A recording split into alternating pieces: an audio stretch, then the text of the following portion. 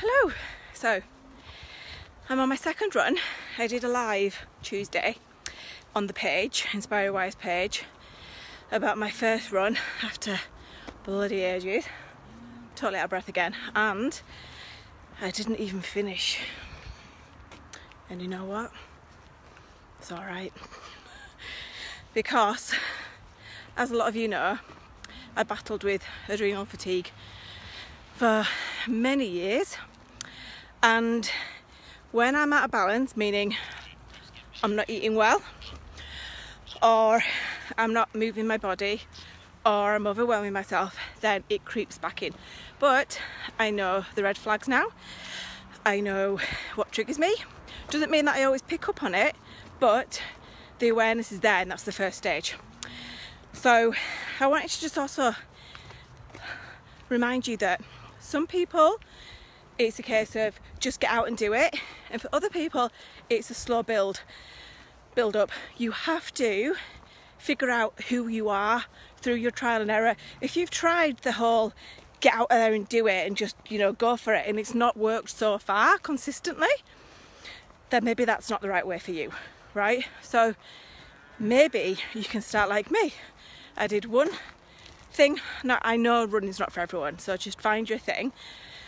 But I started the Couch to 5k, and trust me, if you've ever had adrenal fatigue, chronic fatigue, fibromyalgia or anything like that, it is not Couch to 5k. An actual Couch to 5k is getting up off the sofa, for starters. When you're knackered and fatigued, it's like you can't even contemplate it half the time.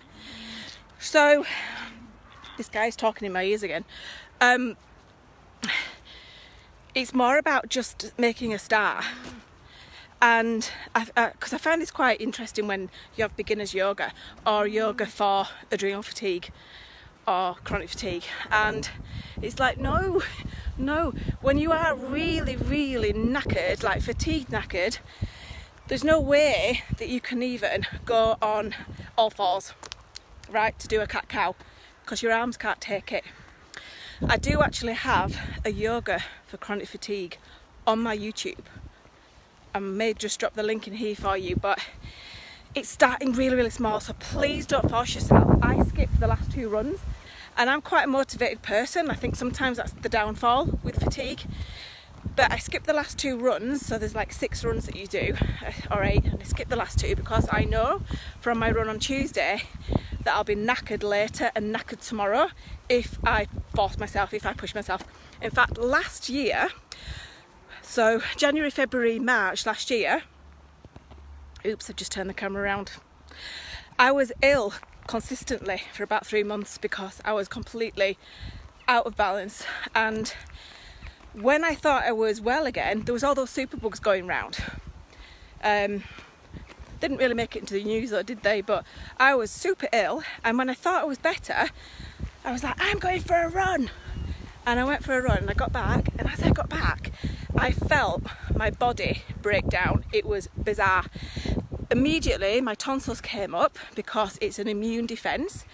So any kind of stress on the body, it can be physical stress, psychological stress, emotional stress, it can be surgery, it can be anything is classed as stress on the body. So that run was stress on my body. So I got immediately, my tonsillitis came up, and I eventually ended up being dragged into hospital with infected tonsillitis because my body was really weak and I pushed myself. So it's not always mind over matter, actually.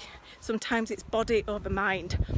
So I will always preach about baby steps, unless you are a naturally fit person and you're just feeling a bit demotivated and tired, then go for it, because you know what, brilliant. But if you're more like me in the way that you can overdo it and you can knock yourself out for days, take it slowly, So that's what I wanted to say to you today. So I'm going to be sharing lots more about adrenal fatigue, chronic fatigue and hormones. I keep losing these glasses, they need tightening. and that you're not alone. And the other main message I want to share with you is you can move through this, okay? You've just got to find what works for you, and you've got to get your rhythm right in your energy, and how you share your energy, how you build your energy, you know, who you give your energy to and what. You can move through it, and you can live a happy life again, and you can feel vibrant and energized. You just have to keep an eye on it. Shan, yes, it's frustrating when you can't do things. I know, and it is one of the biggest life lessons with this condition. And I think I needed that life lesson, because I was always go. I was like that for years until I couldn't. My body stopped me. And so I had to learn that hard way, how to say no to people, say no to myself, and then decide, how do I want my life to be anyway? And I can tell you, I love the slower pace of life. I'm still very active, and you will see from all the different things, I'm that kind of person. I am quite active, but I make sure I have my me time. I make sure I have my downtime. I make sure I say no if I don't want to do something, you know? And if I want to stay in, I'm not going to get that fear of missing out FOMO, because I know there's an implication the next day if I do too much, you know. So I sandwich my busy stuff around nothing. So let's say if I was running a retreat, that's a lot of energy, that's a lot of time, that's a lot of me. And if I run a retreat, leading up to it, I do very little socially, and I do very little work-wise. Same at the end of the retreat as well, to recover. So it's just seeing your energy in blocks. And actually, Shan, you know, it's probably like that for everybody, but it builds up in your body, and then it can manifest into something else. So if you have recognised it now, then this is a good thing, because it means you can shift your lifestyle. We weren't meant to go at 20 miles, 100 miles an hour, you know, so we weren't meant to do everything. But there's so much stimulation around us that we feel like we should be doing everything, because we praise being busy, don't we? We praise busyness.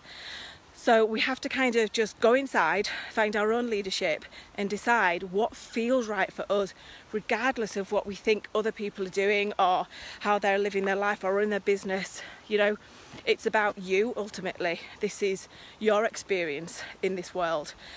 And, you know, when things happen, you know, Kathleen, I can see you're watching. I don't know if you're still watching, lovely, but I used to work with Kathleen at LG, and she's still over there in Dubai.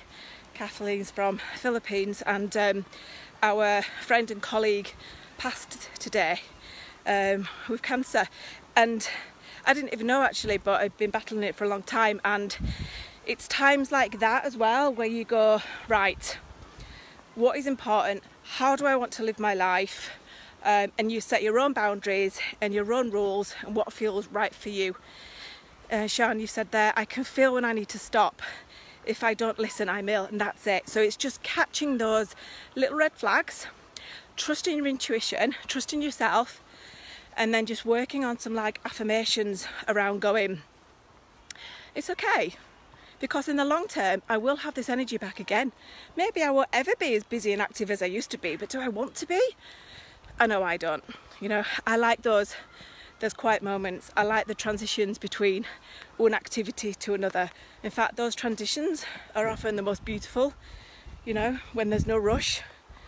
So that was just a random thought, because I was speaking to a lovely new lady that's joined our tribe today about this, and I wanted to do a video really for you, lovely if you're watching, but for everybody, based on my experience with this as well. So I will say goodbye. Thank you for joining me on this walk / run, whatever it was, and I'll see you all soon.